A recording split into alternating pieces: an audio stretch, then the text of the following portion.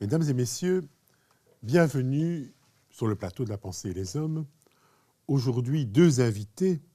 Alors tout d'abord, Boris Niquet, c'est autour d'un livre qu'il a écrit, un roman que nous nous réunissons aujourd'hui. Et puis un régional de l'étape, mais qui est aussi quelqu'un qui est un très bon lecteur, Philippe Liévin.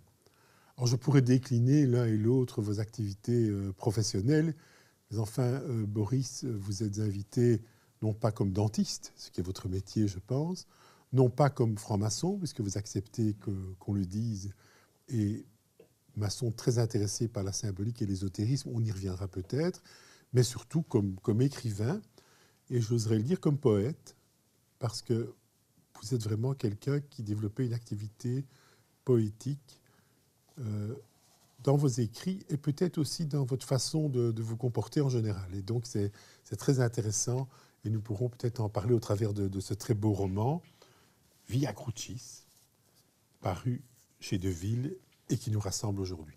Alors, Philippe, quant à vous, vous êtes un juriste au départ, mais enfin, c'est surtout l'administrateur de la pensée et les hommes, un titre que nous tenons comme suprême ici, sur ce plateau, qui vous amène, et surtout votre goût pour la littérature, pour la symbolique.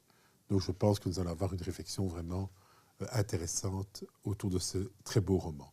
Alors Boris, pourriez-vous en quelques mots nous parler de Via Crucis ? Alors, Via Crucis, c'est une biographie romancée. Donc c'est l'histoire authentique d'un personnage de nos régions. Nous sommes aux Pays-Bas méridionaux au XVIe siècle. Après avoir trouvé beaucoup de choses dans les archives, moyennant évidemment pas mal de recherches, quand on s'attaque à un personnage comme ça du XVIe siècle, il est évident qu'il y a des trous dans sa biographie, et donc les trous ont été comblés par des parties romancées. C'est donc l'histoire d'un tailleur de pierre de nos régions, à cheval sur le Brabant et le Hainaut de l'époque déjà, qui aurait dû vivre une vie, somme toute, assez ordinaire, et qui tout à coup va se retrouver propulsé, dès l'adolescence d'ailleurs, dans les troubles de l'époque. Troubles religieux, troubles économiques, troubles sociaux, qui ne sont pas toujours sans lien avec notre époque, sur le plan des réflexions qu'on peut avoir en tout cas. On peut recadrer un tout petit peu historiquement cette époque, vue par vous ? Alors, historiquement, c'est une époque que nous croyons tous bien connaître, puisque c'est l'époque de la répression religieuse par le duc d'Albe, Philippe II, et juste avant lui, Charles Quint, l'époque des placards, de la Nos régions révolte. espagnoles. Oui, de l'occupation espagnole.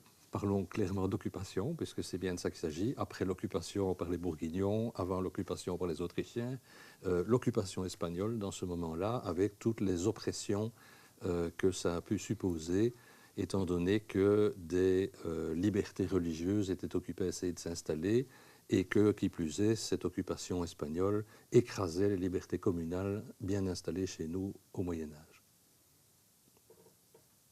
Vous vous reconnaissez dans ce descriptif historique, Philippe ? Oui, tout à fait, mais c'est vrai qu'on a tendance un peu aujourd'hui, je pense, à oublier notre histoire. Nous sommes comme des gens du XXe siècle, donc on étudiait beaucoup quand même tout ce qui était avant notre indépendance. Boris l'a rappelé, nous avons eu des occupations successives, et je pense que le monde d'aujourd'hui oublie cela et ne se rend pas bien compte de l'évolution des guerres et des luttes qu'il a fallu avoir au cours des siècles pour avoir cette liberté religieuse, cette liberté laïque que nous avons aujourd'hui, qui est toujours fragile. Mais voilà, il a fallu passer par des étapes de guerre de religion, de querelles entre religieux et laïcs.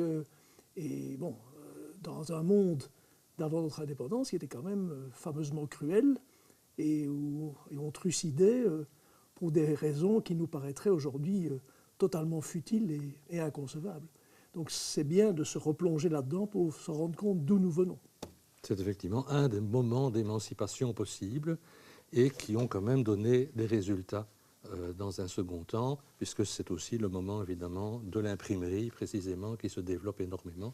Et on en parle puisque notre personnage va participer au niveau matériel, puisqu'il est tailleur de pierre, à l'élaboration de l'imprimerie Plantin, notamment à Anvers, étant donné qu'il va participer à la construction des monuments, enfin, des bâtiments successifs que Plantin, à ce moment-là, installe, en même temps qu'il participe à la construction de bien d'autres monuments, y compris même l'hôtel de ville d'Anvers, qui sera mis à sac par les Espagnols peu de temps après. Donc c'est au fond un trait d'union entre une certaine liberté, liberté de ces confréries médiévales qui tentent de s'affranchir du poids des corporations, Oui. qui rencontrent une nouvelle forme de liberté au travers de l'imprimerie. Au niveau de l'imprimerie, qui est donc un mélange de liberté pratique, bien entendu, concrète, mais spirituelle aussi. Et donc, effectivement, là, on passe vers un autre domaine de liberté, qui est la liberté de penser, précisément. Ça peut nous attacher, bien entendu. Et cette liberté de penser est à ce moment-là mise effectivement à mal par les dogmes qui veulent maintenir la société comme si la société avait besoin de dogmes pour se maintenir. Enfin, vaste sujet. Oui, c'est une époque de radicalisation, même à cet endroit, Tout à sur fait. la question, par exemple, de la liberté de lire la Bible, etc. Absolument. Le partage du savoir. Hein. Voilà. Va-t-on partager le savoir grâce à cela certains voient ça d'un très mauvais œil. Oui, et va-t-on avoir le droit à une libre pensée, à une conscience au sens personnel? Tout à fait. C'est un enjeu qui nous traverse complètement aujourd'hui, Oui. et qui tire son origine de cette époque.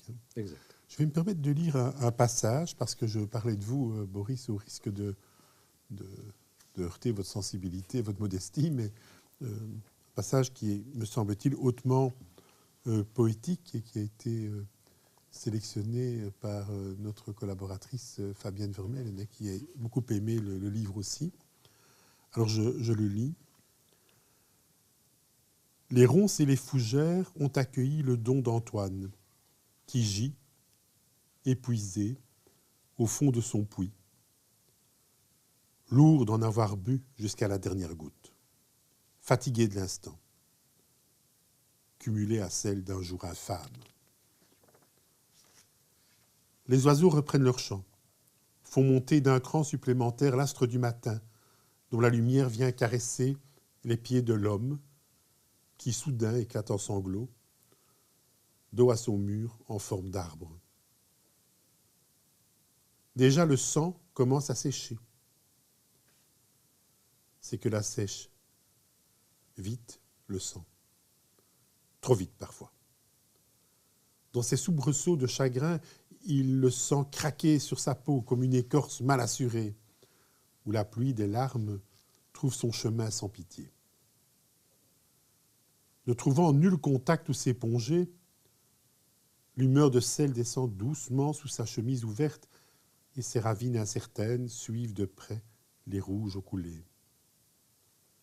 Après être passées sur le cœur, elles iront se perdre au-delà, vers l'abdomen ou le bas-ventre. Tout dépendra des rides et des rondeurs. Il se souvient. Ces pierres lui plaisaient. Jamais il n'aurait dû les lui offrir. Et là, c'est l'énigme qui commence, justement, puisque ces deux pierres sont en fait deux émeraudes, qui, dans un second temps, beaucoup plus tard, vont former un bijou que Catherine de Médicis va commander, un bijou qui existe toujours, et sur lequel on s'est posé beaucoup de questions, et j'apporte d'incertaines réponses. Alors, ça amène une question déjà sur ce roman.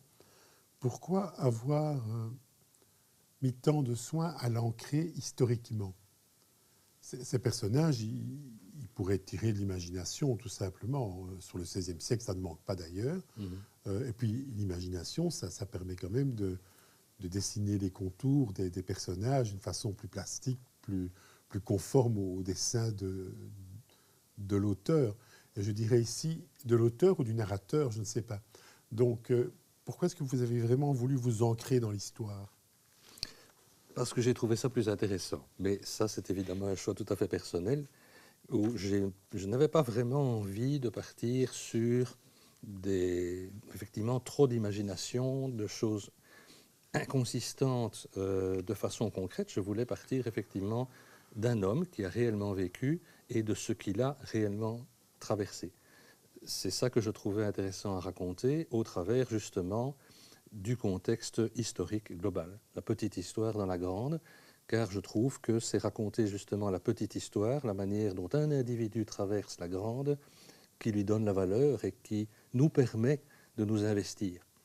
Souvent, quand nous lisons la biographie d'un personnage plus ou moins connu, je trouve, c'est évidemment mes goûts personnels, qu'il y a plus facilement moyen de s'investir dans le personnage en se posant les sempiternelles questions à chaque page, qu'est-ce que j'aurais fait? Oui, dans l'histoire, il y a beaucoup de personnages qui nous intéressent par ce que nous apprenons de l'histoire. Et puis, à côté de l'histoire, il y a la mémoire. Qu'est-ce que ces personnages ont laissé? Et effectivement, dans beaucoup d'ouvrages, on essaye de plus en plus de retrouver les sources.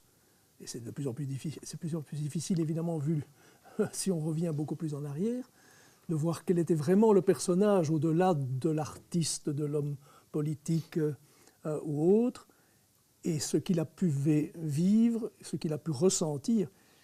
Et je pense que pour un lecteur d'aujourd'hui, ça permet une plus grande proximité et une meilleure compréhension de cette période-là, quelle qu'elle soit, puisqu'on peut s'identifier au personnage qui a existé, plus peut-être qu'un personnage fictif d'un roman. Oui, ce personnage a existé et il a été confronté à cela. Et par cela, évidemment, il nous ressemble d'une certaine manière, qu'aurions-nous fait dans les mêmes circonstances. Et ça nous recadre aussi cette époque en disant, mais comment est-ce que ces personnages pouvaient réagir face à des choses que nous ne connaissons plus, puisqu'ils n'ont évidemment pas notre background sur l'histoire telle qu'elle est, sur comment va évoluer l'histoire, le mode de vie, les déchaînements politiques, etc., etc. Alors, qu'est-ce qui lui arrive à ce personnage? Expliquez-nous un peu. Alors, ce Pour nous réincarner. Ce qui lui arrive à ce personnage, c'est que petit à petit, donc c'est un maître de carrière tailleur de pierre, de famille. Il a hérité d'un terrain inculte sur lequel il y a ça de terre qui recouvre de la pierre, où déjà son père et son grand-père extrayaient des pierres pour envoyer à gauche et à droite dans les environs proches. Mais lui a envie de développer quand même un petit peu plus les choses, et il se fait qu'à l'époque, d'autres tailleurs de pierre des environs, Arquenfe lui, sont occupés effectivement à avoir de plus en plus de commandes de l'occupant espagnol pour construire des forteresses, puisqu'on est en plein conflit avec la France notamment. Et un jour, il commence tout doucement à avoir des contrats. Alors les contrats s'emballent, les contrats avec l'occupant. Qu'est-ce qu'on fait quand l'occupant vous ordonne de signer des contrats et de faire des choses? Devient-on résistant aux collaborateurs, surtout quand on n'a jamais connu l'indépendance? Donc ça, c'est une partie du sujet. Et puis, petit à petit, il se retrouve embarqué jusqu'à finalement ériger, par exemple, la colonne de Culembourg. La colonne de Culembourg, qui est la colonne qui sera érigée sur l'emplacement de l'hôtel de Culembourg, qui est là où les gueux avaient prêté serment pour aller devant Marguerite de Parme et demander la suppression des placards. Et c'est lui qui va devoir construire et ériger une colonne expiatoire, dont j'ai retrouvé le contrat, le plan, etc. Et donc, voilà, il se retrouve embarqué là-dedans, et puis finalement, il se retrouve embarqué notamment dans la construction de l'hôtel de ville d'Anvers et de très, très nombreux bâtiments. Un aspect intéressant, je trouve, du personnage, c'est sa marque. C'est un tailleur de pierre, donc il a une marque de tailleur de pierre, mais les marques des tailleurs de pierre étaient a priori familiales. Or, lui, il a une marque que seul lui va utiliser. Ni ses parents, ni ses enfants, ni ses neveux ne vont jamais l'utiliser. Cette marque est qualifiée de trident. Donc c'est une marque en fait en croix, mais les bords de la croix sont relevés. Donc précisément, ça n'est pas un trident, c'est une croix à bord relevé. Cette croix à bord relevé, on va la retrouver dans toute une série de contrats, puisque c'est comme ça qu'il va signer ses contrats. Rappelons que son nom de tailleur de pierre est quand même assez significatif, c'est Credo. On l'appelle Credo en permanence. Ce que j'utilise évidemment aussi dans le roman pour le justifier. Mais cette croix à bord relevé qui marque les pierres des endroits où il a construit, on va trouver de temps en temps cette croix, ce trident, barré. Et ce trident est barré en fait en signe de deuil. Donc chaque fois qu'il est dans un deuil, que ce soit par rapport à une épouse ou par rapport à un enfant, il va barrer sa croix. Ce qui permet, avec les contrats dont j'ai retrouvé trace, dont nous avons connaissance, de retrouver à ce moment-là quand les bâtiments étaient construits et de retracer où il est à tel moment. Donc c'est vous dire qu'en étant extrêmement rigoureux sur la recherche et la faire coïncider avec l'histoire avec un grand H, on parvient à mettre les deux ensemble, à mon avis, avec un certain bonheur. Je vais lire un autre passage. C'est un passage assez dur. Il ne resta bientôt plus qu'un tertre désert, couvert de poussière grise, et un homme en cage, auquel personne ne prêtait le moindre intérêt. Les badauds dispersés, la charrette se mit en branle pour rejoindre la prison qu'elle avait quittée un peu plus tôt. Sans ménagement, l'homme fut extrait de l'engin et jeté dans un cachot humide, aggravant ses douleurs physiques et morales. Il était devenu une nouvelle victime de la versalité des temps, des hommes et de leur justice. Une fulgurance le réveilla. Il était suspendu au plafond par les poings et on venait de le lâcher vers le sol, son corps pantelant, semblant celui d'un autre. La douleur était terrible, sans apaisement, aucun, et elle durait depuis longtemps. Il ne savait plus. On lui brandissait à nouveau cet imprimé qu'il semblait connaître sans reconnaître, et on lui hurlait de s'en expliquer. Alors pour rassurer le lecteur, il n'y a pas que des passages comme ça, il y a des passages plus heureux, il y a même peut-être des passages carrément drôles, parce qu'il va rencontrer toute une série de personnages, et notamment au travers de Plantin, mais il va rencontrer par exemple Pierre Bruegel. Pierre Bruegel, le peintre bien connu, qui était un petit rigolo en fait. C'était non seulement un peintre, mais c'était un caricaturiste extrêmement acerbe de la société dans laquelle il était. Je ne vais pas le comparer à d'autres caricaturistes d'aujourd'hui, parce que sinon je vais avoir des appels téléphoniques demain pour rouspéter ou pour approuver, mais c'était vraiment un petit comique.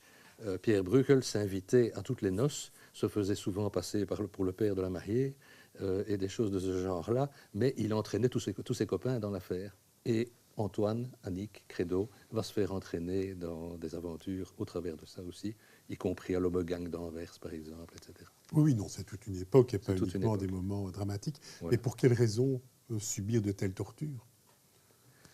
Je ne vais pas dévoiler toute l'histoire, monsieur de Charneux, n'exagérons rien, mais tout simplement parce que voilà, il rencontre des personnages qui ont des activités plus ou moins illicites et il se retrouve embarqué dedans parce qu'il travaille pour eux. Et donc quand vous travaillez soit pour des résistances, soit pour des collabos, vous avez vite fait de passer comme tel. Donc il y a une énigme là derrière. Oui, en effet. Mais aujourd'hui, on a un peu tendance à penser qu'il n'y a que les nazis qui faisaient des tortures abominables. Mais bon, voilà, c'est l'Ancien Régime. L'Ancien Régime a disparu quand même aussi. Pour cela, c'était une aspiration de beaucoup d'honnêtes citoyens de vouloir qu'on arrête de pouvoir être embastillé sous simple décision des autorités et d'être soumis à la question, être torturé pour obtenir des aveux. Le droit de notre temps moderne a quand même bien évolué à ce sujet-là. Et puis malheureusement, aujourd'hui, nous sommes confrontés à des actualités dans le reste du monde où on s'aperçoit que la torture n'a vraiment pas disparu en ce beau XXIe siècle. En effet. Alors c'est une époque, comme on l'a dit, avec une sorte d'élan vers la liberté, une revendication de liberté, une époque où les hommes, quand je dis les hommes, ce sont les humains, revendiquent la liberté de conscience, finalement, progressivement, alors que, du point de vue politique, on ne va jamais autant s'efforcer de leur retirer cette liberté de conscience, notamment en matière religieuse. 1555, la paix d'Augsbourg, les sujets sont supposés suivre la religion du prince, et s'il en change, en changer, c'est tout à fait étonnant. Certes, c'est pour éviter les guerres de religion, mais en même temps, qu'est-ce qu'un sujet et le mot semble bien l'indiquer, sinon quelqu'un d'assujetti dans ce type de système politique. Alors vous, Boris, bon, vous êtes clairement un homme engagé du côté de la liberté, de la recherche de la liberté intérieure. Bon, c'est quand même pas un hasard si ce personnage qui vous a fasciné d'un certain point de vue, c'est un tailleur de pierre. Bien sûr. Alors, qu'est-ce qui vous semble intéressant dans l'exercice d'un métier comme celui-là, sur le plan de l'émancipation symbolique du sujet de l'homme? Très modestement, je me suis essayé à la sculpture. La sculpture, c'est quoi? C'est voir dans la matière où se trouve ce qu'on veut en extraire. Comment est-ce qu'on fait? On enlève ce qui est en trop. C'est tout. C'est pas plus compliqué que ça. Et donc, il s'agit évidemment de connaître la matière. Ça, c'est l'autre aspect. Le bois n'est pas la pierre, par exemple. Mais une fois qu'on a vu l'objet qui est dans la matière, c'est très facile. C'est vraiment très facile de sculpter. Évidemment, il faut avoir un petit peu de talent sans doute et de pratique, mais c'est pas compliqué. Évidemment, vous l'avez dit, je suis dentiste, donc je n'ai fait que ça toute ma vie, sculpter de la matière. Voilà, ça c'est le premier aspect. Maintenant, un tailleur de pierre, effectivement, ça construit. C'est un bâtisseur pour les autres, un bâtisseur sur ordre, qui parfois, heureusement, dans le livre se fait plaisir, dans le bois aussi d'ailleurs, et pas seulement dans la pierre, parce qu'à la base, il aurait voulu être dans le bois. Et il dessine, il construit des choses, effectivement, pour le futur, pour plus tard. C'est a priori du durable. Bon, il se fait que la colonne de Culembourg, elle va rapidement être délitée, cassée en petits morceaux, que certains emporteront en souvenir, comme le mur de Berlin, plus tard d'ailleurs. Il y a des parallèles, encore une fois, à faire avec l'histoire. On se venge généralement des pierres plus efficacement que des humains, et plus durablement aussi. Mais bon, voilà, il y a tout cet état d'esprit. Alors, une question que je me suis souvent posée, parce qu'effectivement, en franc-maçonnerie, on dit classiquement qu'on taille sa pierre toute sa vie. On n'a jamais fini de tailler sa pierre. En fait, j'ai réalisé que c'était tout à fait faux. Parce que si vous taillez votre pierre en permanence, jamais vous ne l'insérez dans un édifice. C'est le paradoxe. J'ai voulu prouver qu'il y avait moyen d'insérer sa pierre dans un édifice. Donc, vous voulez dire par là, on taille sa pierre, bien sûr, mais on va en tailler d'autres. Oui. Et au fond, ce que la maçonnerie nous amènerait plutôt comme enseignement, c'est de ne pas essayer de tailler la pierre de l'autre. Ça c'est différent. Mais nous sommes appelés à tailler donc, les maçons, plusieurs pierres. Oui, tout à fait. Dans notre vie. Et donc, il faut savoir changer de pierre à tailler. Et ça, il faut oser, de temps en temps, se dire, bon, celle-là, c'est fini, comme un livre. C'est épouvantable d'écrire un livre, parce que j'aurais dû n'en écrire qu'un, si j'avais été vraiment talentueux. Écrire plusieurs livres, c'est une preuve d'incompétence, parce qu'il y a un moment où on se dit, bon, maintenant, ça suffit, il faut que je passe à autre chose, j'arrête. Alors que si on était vraiment dans l'excellence et dans la recherche absolue de perfection, on n'en écrirait jamais qu'un. Et encore, on ne terminerait pas. C'est un acte à la fois d'orgueil et de modestie. D'orgueil parce qu'on dit, bon, je vais terminer, maintenant je le soumets à la critique des autres, etc. Et de modestie parce que les autres vont faire l'exercice qu'on fait aujourd'hui. C'est-à-dire d'aventure, ils pourraient dire, ça ne me plaît pas, je remarque des imperfections selon moi, il y a des invraisemblances historiques, que sais-je encore. Donc il y a les deux. Hein, oui, absolument. Et l'humain, finalement, est sans cesse en balance par rapport à cela. C'est exact. Oui. Oui. Se rendre compte qu'on n'est effectivement jamais parfait, qu'on a fait quelque chose qu'on estime bien, qu'on le soumet aux autres, qu'on pense que cette petite pierre s'insère bien dans l'édifice. Et puis voilà, peut-être, comme disait Kipling, il faut pouvoir être capable de tout remettre en question et de prendre d'autres pierres et de les tailler peut-être un peu différemment, parce qu'on évolue tous et certaines certitudes d'il y a quelques années, eh bien, on s'aperçoit aujourd'hui qu'on était dans l'erreur, on n'était pas tout à fait comme il aurait fallu. Hein. On essaie d'être sage, mais on s'aperçoit qu'on n'y arrivera pas. Je crois à cette même époque, je crois que c'est Erasme qui avait dit « c'est folie de vouloir être sage dans un monde de fous Voilà. ». C'est très moderne, 600 ans après, on y est toujours.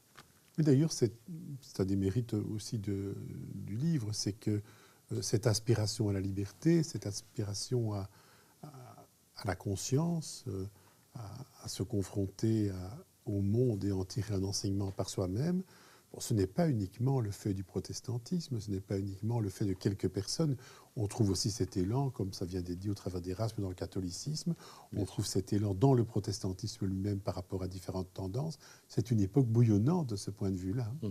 Ce n'est pas pour rien qu'on a parlé de renaissance dans un second temps, mais à ce moment-là, je ne suis pas sûr qu'il prenait ça pour une renaissance. Ça, c'est une leçon très intéressante aussi, c'est que toute la première partie de la Renaissance, qui pour nous semble tellement lumineuse parce que nous avons à l'esprit l'architecture, le monde italien, etc., en fait, est une période très dure avec les guerres de religion et une période où les humains, un peu comme aujourd'hui, perdaient espoir parce que c'est une période de changement de paradigme.